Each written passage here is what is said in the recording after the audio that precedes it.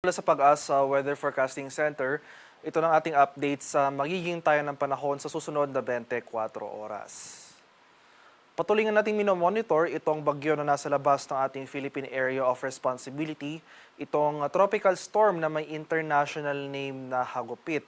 Kaninang alas 3 ng hapon, huling namataan yung sentro ng bagyong ito sa layong 1,035 kilometers silangan ng Mindanao. May taglay itong lakas ng hangin na malapit sa gitna na umaabot ng 65 kilometers per hour at pagbugso na umaabot ng 80 kilometers per hour. Sa kasalukuyan, gumagalaw ito north-northwestward sa bilis na 10 kilometers per hour.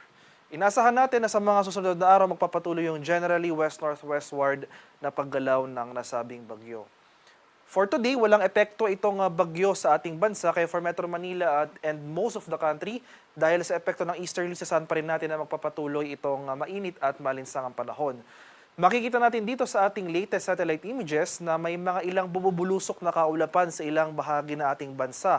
Partikular dito sa kanlurang bahagi ng Visayas at Mindanao, pati na rin dito sa ilang areas ng Northern Luzon. So ito lamang ay epekto ng mga usual diurnal thunderstorms, yung mga thunderstorms na nangyayari sa bandang hapon hanggang sa gabi.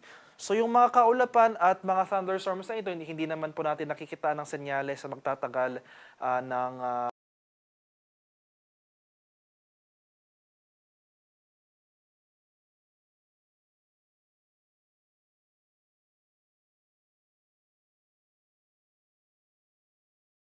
nagraranasan sa mga areas na ito. At ito po yung ating latest issued na track and intensity forecast kaninang alas 11 ng umaga. So magpapatuloy yung generally west-northwestward or northwestward na paggalaw ng naturang bagyo na kung saan posible nga ito pumasok na ating Philippine Area of Responsibility mamayang gabi. And pagkapasok po ng ating PAR ay Kaloy ang ibibigay po nating domestic name para sa bagyong ito. Makikita natin dito sa ating intensity forecast na weakening yung trend na pinapakita ng bagyong ito. No? So possibly sa mga susunod na araw, bukas araw ng linggo, ay hihina ito bilang isang tropical depression and eventually hihina bilang isang low pressure area bago ito malusaw or mag-dissipate hanggang early next week. So mananatiling malayo itong bagyo sa ating kalupaan.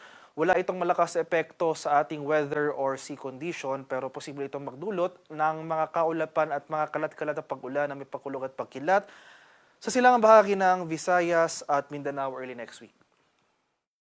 So para naman sa magiging lagay ng ating panahon bukas ito sa Luzon, so for Metro Manila and most of Luzon, magpapatuloy itong generally fair weather, mainit at maalinsangang panahon, sasamahan lamang yan ng mga biglaan at panandaliang pag-ulan na dulot ng thunderstorms. Sa areas naman po ng Palawan, Visayas at sa Mindanao, tulad sa Luzon, wala po tayo inaasahang mga tuloy-tuloy o yung mga sustain na mga pag-ulan bukas. So generally fair weather over these areas, mainit at maalinsang ang panahon, bahagyang maulap hanggang sa maulap na papawirin. Pero nandyan pa rin mga tsansa ng mga diurnal thunderstorms, mga pag-ulan sa bandang hapon hanggang sa gabi.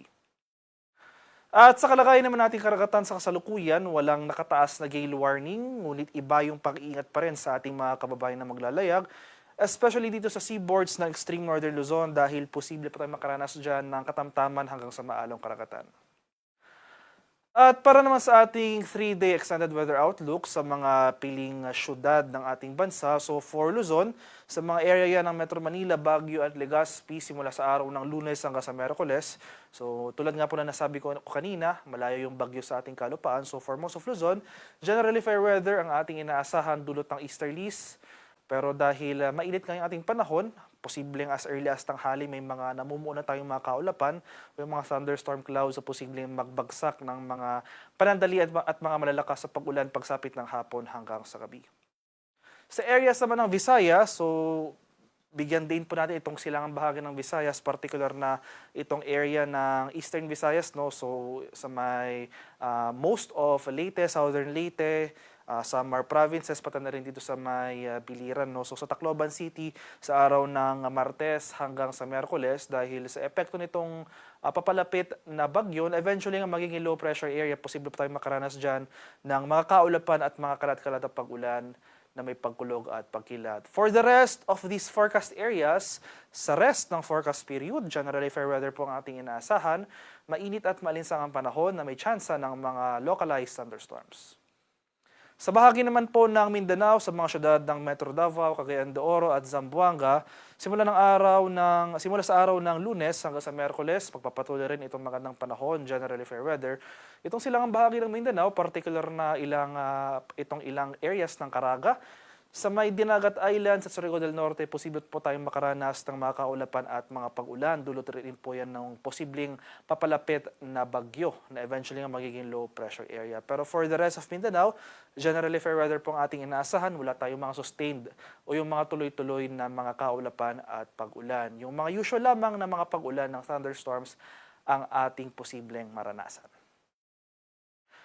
At ang haring araw sa Kamanilaan ay lulubog mamayang 6:50 ng hapon, sisikat naman bukas sa ganap na 5:30 ng umaga.